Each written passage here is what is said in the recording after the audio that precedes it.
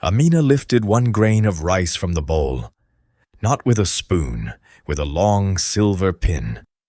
She carried it to her mouth, chewed, and waited before choosing another. Across the table, her new husband watched an entire dinner go cold. It happened again at supper, then at breakfast. No one could live on a few grains of rice and crumbs of bread.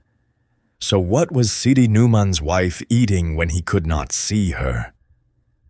The answer came after midnight. Sidi had entered the marriage hoping for a companion in his quiet, comfortable house. Amina was graceful and perfectly courteous, but courtesy was all she offered. Servants brought enough food for a celebration: rice scented with spice, flatbread still warm from the oven, vegetables, dates, and roasted meat. Amina ignored almost all of it. She did not complain. She did not pretend to be ill. She simply opened a narrow case, removed the pin, and began counting out her meal one grain at a time. At their first dinner, he tried to make light of the pin.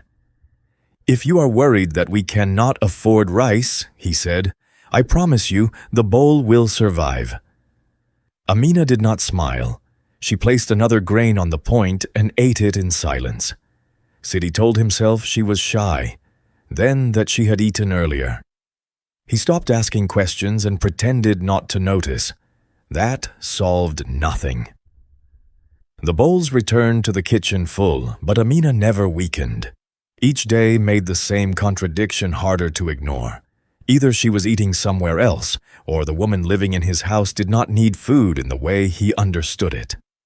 One night, he lay beside her with his breathing slow and his eyes almost closed. Amina waited.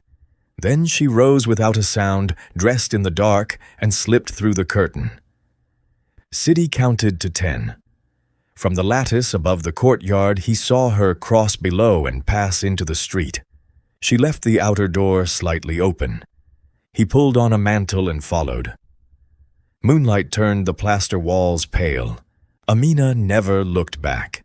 She moved through sleeping lanes, past shuttered shops, then beyond the last houses toward a low wall. Sidi kept enough distance to lose her at every corner. Once she stopped beneath an arch. He flattened himself behind a rain jar and listened to his own breath. Amina tilted her head as if hearing something far away, then continued. She was not wandering. She knew exactly where she was going.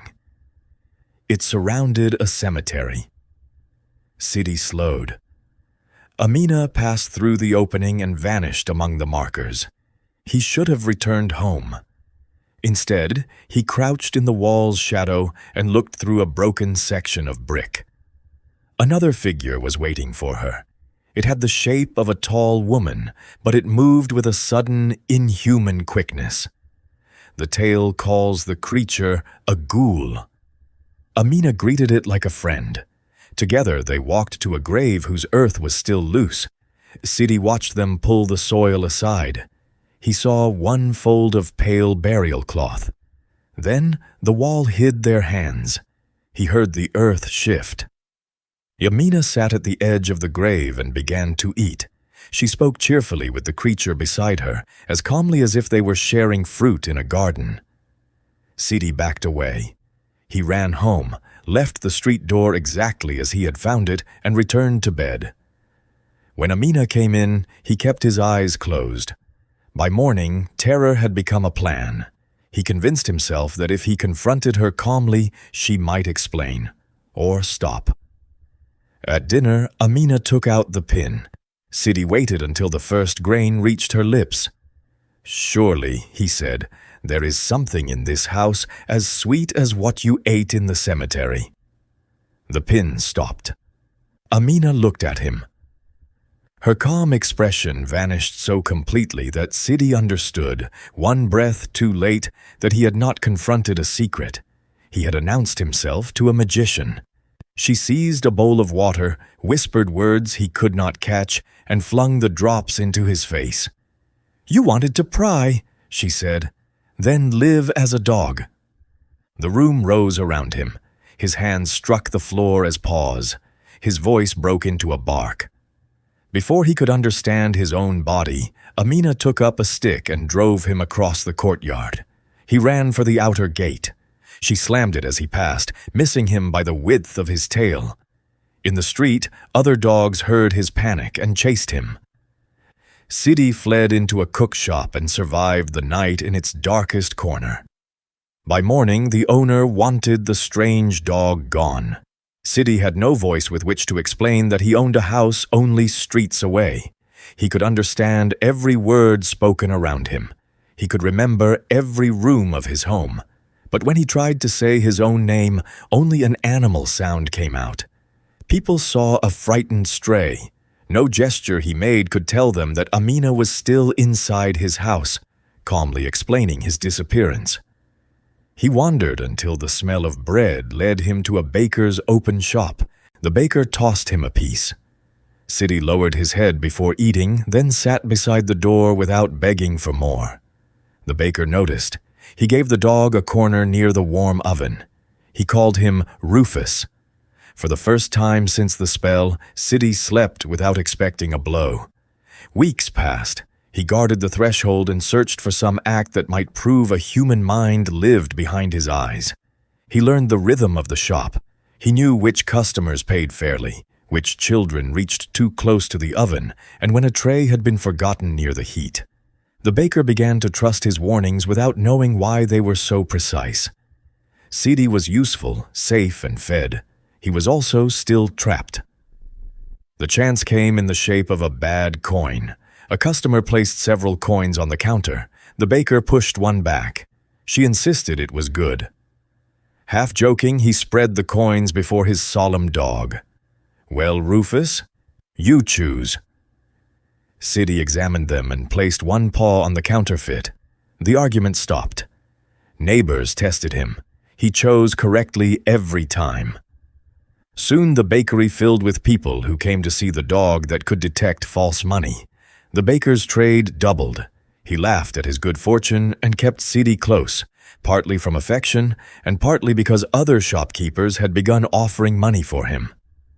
Sidi refused to leave. The baker had protected him when he looked like nothing more than a hungry animal. But gratitude could not silence the hope that one person might finally understand what the trick really meant. Most saw a trick.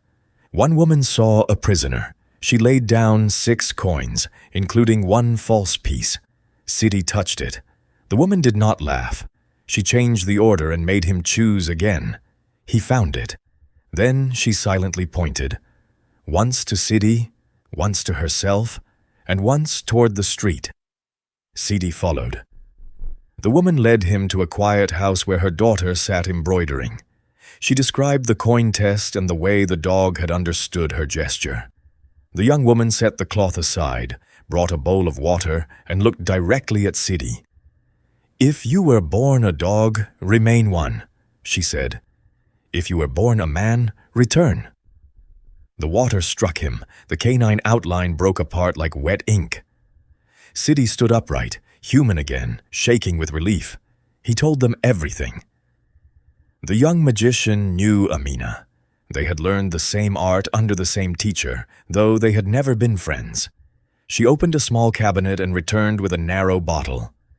"This will answer the spell used against you," she said. Sidi closed his hand around it. He crossed the city and entered his house before Amina returned.